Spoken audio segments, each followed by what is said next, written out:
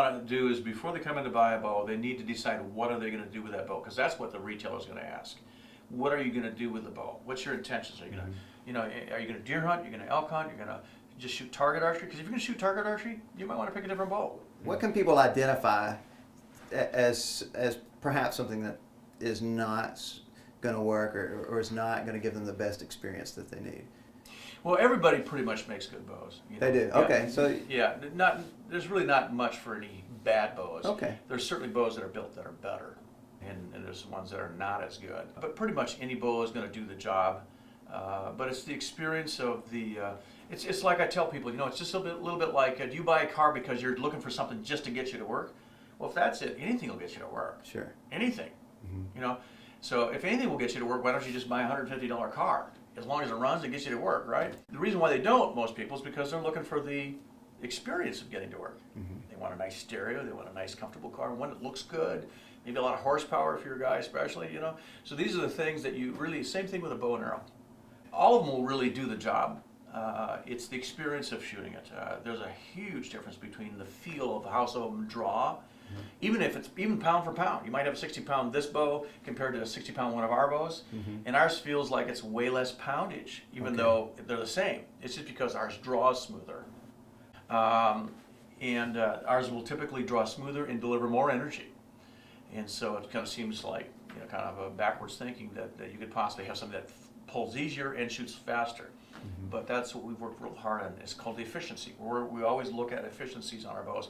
We want the efficiencies to run as high as possible. I have a friend of mine. I think his wife bought him a bow at a garage sale. And you can imagine what the bow was like. That can be a problem. However many years old, and what a beast it was. Yeah. And you can imagine the experience he had shooting. Right. Used bow is the biggest problem. Okay. Because real good chance that it's not going to be the right draw length. Real good chance it's not going to be the right draw weight. And real good chance it's going to be such old technology that it's a little bit like going back to the, how to get to work, that thought there. It'd be probably a little bit like driving a dump truck to work on some of those. They're just terrible drawing, rough feeling, rough shooting, noisy.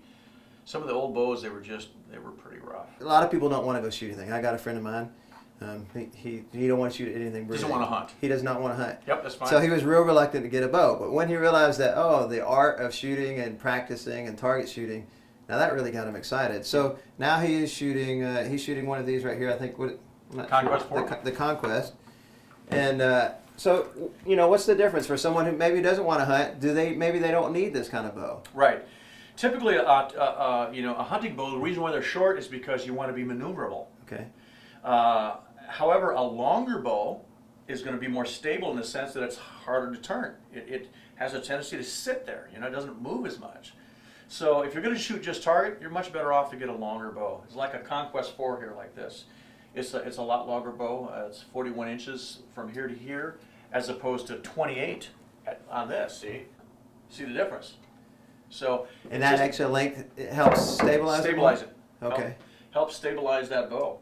And this bow right here has, oh my goodness, has won, this particular model, the Conquest series of bows, has won more money than any other bow series in the world ever. Has done really, really well for us, and it just stays in the line because it just keeps winning.